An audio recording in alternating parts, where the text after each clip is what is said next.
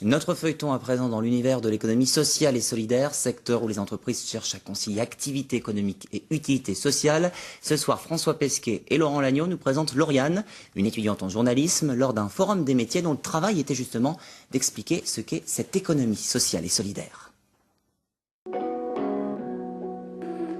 Novembre, le mois de l'économie sociale et solidaire. À Rouen se tient un forum pour faire connaître les métiers dans ce secteur. Lauriane, journaliste en formation, s'y rend pour le magazine participatif Globule, auquel elle collabore. Comment faites-vous passer les valeurs de l'ESS auprès de votre public? En fait, que leur transmettez-vous? L'objectif pour nous est essentiellement sur l'objectif de l'association. On ne cherche pas à avoir des gains, on veut gérer nos activités et permettre que chacun puisse en bénéficier. Merci beaucoup. Merci. En fait, l'idée, c'est d'expliquer l'économie sociale et solidaire à des jeunes, donc jeunes, enfin un regard jeune, pour expliquer aux jeunes, parce que c'est vrai que l'économie sociale et solidaire, c'est un peu une notion assez floue, en fait. J'ai appris aussi récemment que où je travaille aussi, c'est de l'économie sociale et solidaire. En fait. Donc, du coup, j'étais en plein dedans, mais sans y être, sans le connaître, voilà. Lauriane n'est pas la seule dans ce cas. Plus de 54 000 personnes travaillent dans le secteur de l'économie sociale et solidaire dans la région. L'un des enjeux, c'est donc de mieux définir son périmètre. Il y a une méconnaissance de ce que nous sommes.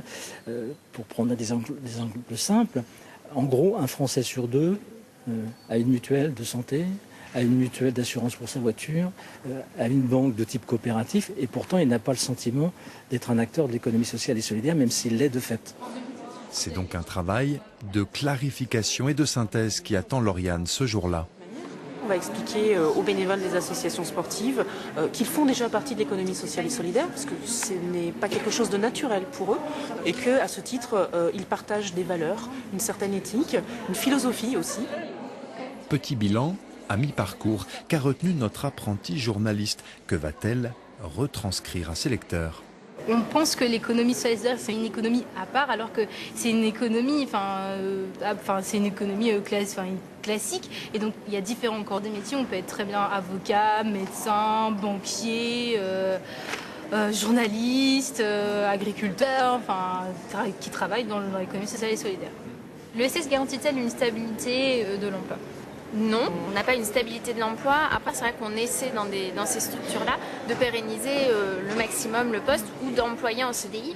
L'économie sociale et solidaire serait donc partout ou presque.